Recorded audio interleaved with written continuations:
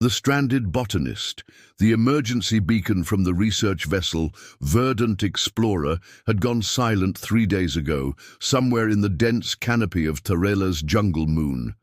Captain Zara Okafor piloted her rescue shuttle through the emerald maze of towering trees, their bioluminescent leaves casting an ethereal glow across her cockpit. The atmospheric readings were stable, but the wildlife reports made her nervous. This moon was home to the Thrumari, massive intelligent beings that had violently rejected human contact for over 2 centuries. There, her co-pilot Lieutenant Jin Watanabe pointed to a metallic glint below. The research vessel lay crumpled against a cliff face, its hull split open like a broken egg. They landed in a nearby clearing, the shuttle's engines sending exotic birds shrieking into the canopy. The ship's black box told a grim story. Engine failure during a routine botanical survey had sent the vessel plummeting. Only one survivor, Dr. Marcus Reed, the expedition's xenobotanist. His emergency shelter beacon led them deeper into the jungle, where they found signs of hasty movement. Broken branches, scattered equipment, and footprints heading toward Thrumari territory. "He wouldn't have gone that way voluntarily," Jin muttered, checking his pulse rifle. The briefings were clear. Thrumari kill humans on sight. Zara studied the tracks, unless he had no choice. She shouldered her pack, filled with medical supplies and emergency rations. "We follow the trail. Stay alert." The jungle seemed to watch them as they moved deeper into its heart. Crystalline flowers chimed in the breeze, their notes forming haunting melodies that made the hair on Zara's arms stand up. Every shadow could hide a 12-foot-tall alien with tusks like curved swords and hide thick enough to stop plasma rounds. After 3 hours of careful tracking, they heard it. A human voice singing softly in the distance. The melody was gentle, almost lullaby-like, drifting through the alien forest like a prayer. They crept forward, weapons ready, until they reached the edge of a natural amphitheater carved into the jungle floor. What they saw defied everything. They'd been taught about the Thrumari. Dr. Marcus Reed sat cross-legged in the center of the clearing, completely unarmed, singing an old Earth folk song. Around him, 5 young Thrumari, each the size of a small elephant, listened with rapt attention, their large, intelligent eyes fixed on the human. Their skin shimmered with patterns of silver and gold, and their small trunks swayed gently. In time with the music, at the clearing's edge, barely visible in the shadows, stood the adult Thrumari. Massive forms that could have crushed the human with a single step, yet they remained perfectly still, as if under a spell. Zara felt her breath catch. In all the centuries of human-Thrumari conflict, nothing like this had ever been documented. The gentle giant's story, Dr. Marcus Reed noticed the new arrivals immediately, but continued singing, his voice never wavering. The Thrumari cubs, if beings the size of Earth elephants could be called cubs, remained entranced by the melody. Only when the song ended did Marcus slowly turn toward the hidden rescue team. "Captain Okafor, I presume," he said quietly, his voice barely above a whisper. "Please, no sudden movements. We've made remarkable progress here." Zara and Jin emerged from the foliage with exaggerated care, their weapons holstered. Up close, the Thrumari cubs were even more magnificent. Their hide rippled with complex patterns that seemed to shift and change, and their eyes held an unmistakable intelligence that made Zara's heart race. "Dr. Reed," she whispered, "how is this possible? The Thrumari are supposed to be violent? Hostile?" Marcus smiled sadly. "That's what we've believed for centuries, but 3 days ago, I discovered we've been tragically wrong." He gestured to the smallest cub, whose left hind leg bore the scars of recently healed wounds. "This little one was caught in a poacher's trap. Illegal hunters, probably after their ivory-like tusks or that bioluminescent hide. The injured cub, whom Marcus had mentally named Harmony, approached cautiously. Its trunk reached out, gently touching the botanist's hand with surprising delicacy. The gesture was unmistakably affectionate. "When I found her," Marcus continued, "she was terrified, in agony, and completely helpless. I could have left her there, probably should have, according to protocol, but I couldn't watch a sentient being suffer." He pulled out a small vial of purple liquid. "Thrumari healing compounds, extracted from the local flora. It took me 18 hours to synthesize the right combination." Jin stared in amazement. "You stayed with her for 18 hours, in Thrumari territory?" "She stayed with me," Marcus corrected. "When I finished treating her wounds, she could have left. Instead, she began making these soft, musical sounds, almost like she was trying to communicate. So I started singing back." As if responding to the story, Harmony made a series of low melodic calls. Within moments, the other cubs joined in, creating a complex harmony that resonated through the jungle. The adult Thrumari stepped forward from the shadows, and Zara's hand instinctively moved toward her weapon. "Don't," Marcus said firmly. "That's Harmony's mother. I call her Arya. She's been watching us for 2 days now." Arya stood nearly 15 feet tall, her tusks gleaming like polished ivory, but instead of the aggressive posture they'd expected, she approached with careful, measured steps. When she reached Marcus, she lowered her massive head until it was level with the human's chest. The gesture was unmistakably one of respect, even gratitude. "The Thrumari have perfect memory," Marcus explained. "They remember every human who hurt them, but they also remember every act of kindness." The song of understanding, the rescue mission had become something far more significant than anyone had anticipated. Over the following days, Captain Zara Okafor found herself serving as an unofficial ambassador between humanity and the Thrumari. She'd sent word back to the colonial administration, but for now, they were on their own in this unprecedented first contact situation. Dr. Marcus Reed had established an extraordinary routine with the Thrumari herd. Each morning, he would sit in the natural amphitheater and sing old Earth songs, scientific ballads he'd composed, even humming exercises. The cubs would gather around him, their large eyes bright with curiosity, while the adults maintained a respectful distance in the surrounding jungle. "It's not just entertainment," Marcus explained to Zara as they watched the morning session. "Music appears to be a form of proto-language for them. Listen carefully to how they respond." Indeed, when Marcus sang a particular melody, the cubs would echo it back with their own unique harmonizations. Each young Thrumari had a distinct voice. Harmony's was high and crystalline, while her brother's was deep and resonant. They were learning from each other, creating an interspecies musical dialogue that had never existed before. Lieutenant Jin Watanabe had been documenting everything, his recorder capturing both the human songs and the Thrumari responses. "Command is going to think we've lost our minds," he muttered, but his eyes betrayed his fascination with the process. The breakthrough came on the 4th day. Marcus was singing a simple melody when Harmony suddenly approached and placed her small trunk against his throat. The vibrations of his voice seemed to captivate her, and she began to hum in perfect harmony with his song. The other cubs quickly joined in, creating a musical moment that brought tears to Zara's eyes, but the real surprise came from the jungle around them. The adult Thrumari, who had remained hidden observers, began to add their own voices to the chorus. Their deep, resonant tones provided a bass foundation that made the entire forest seem to sing. It was a sound of impossible beauty, a bridge between two species that had been enemies for centuries. When the song ended, Arya emerged fully from the shadows.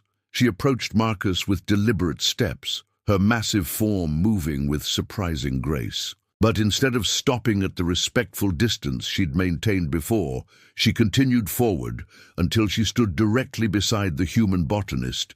Very slowly, very carefully, She extended her trunk and touched Marcus's face. The gesture was gentle, almost tender, and Marcus remained perfectly still as the alien matriarch explored his features. When she finished, she made a series of complex vocalizations that seemed to carry deep emotional weight. "I think," Marcus whispered, his voice thick with emotion, "she's trying to tell me something important." He looked up at the massive creature towering above him. "We need to find a way to truly communicate with them. This is bigger than just music. They're trying to share their history with us." The forest fell silent, except for the gentle chiming of crystal flowers in the breeze, as if the jungle itself was holding its breath for what would come next. The Memory Keepers. The revelation came through Dr. Nadia Volkov, the expedition's xenolinguist, who arrived with the second rescue team 5 days after the initial contact. Unlike the military personnel who accompanied her, Nadia approached the Thrumari with the same gentle respect that Marcus had shown. She brought with her a sophisticated translation matrix and years of experience in alien communication protocols. "They're not just singing," she announced after 3 days of careful observation and analysis. "They're sharing memories. The Thrumari are a species with generational memory transfer. They pass down experiences through musical narrative." Captain Zara Okafor watched as Nadia worked with Marcus to decode the complex harmonies. The translation matrix had identified recurring motifs in the Thrumari songs, patterns that seemed to represent specific concepts or events. When they played back certain sequences, the adult Thrumari would become visibly agitated, their massive forms shifting with what could only be described as grief. This phrase here, Nadia pointed to a waveform on her display, appears repeatedly in association with violent imagery. "We think it means the burning time." She looked up at the assembled team. "They're telling us about the early colonization period, when human forces used flame weapons against their ancestors." The weight of that revelation settled over the camp like a shroud. The colonial wars of the 23rd century had been sanitized, in the history books, reduced to clinical terms about territorial disputes and resource allocation. But the Thrumari remembered the reality, the slaughter, the burning of their sacred groves, the systematic destruction of their culture. Marcus sat in the center of the amphitheater, surrounded by the cubs who had come to trust him completely. Harmony rested her head against his shoulder, a gesture of affection that would have been unthinkable just weeks earlier. But now, as the translation matrix began to decode the songs of the adult Thrumari, the true magnitude of what was happening became clear. "They're not just remembering the past," Nadia said, her voice filled with wonder. "They're actively choosing to create new memories. Every interaction with Marcus, every song shared, it's all being encoded into their generational memory. They're literally rewriting the story of human-Thrumari relations." The implications were staggering. If the Thrumari could indeed pass down memories through their offspring, then Marcus's act of kindness toward one injured cub could influence their species' perception of humanity for generations to come. But it also meant that centuries of violence and mistrust would not be easily forgotten. That evening, as the bioluminescent flowers began to glow in the gathering dusk, Arya approached the human camp with unprecedented boldness. She carried something in her trunk, a small, intricately carved stone that seemed to pulse with its own inner light. She placed it carefully at Marcus's feet and made a series of low, melodic calls.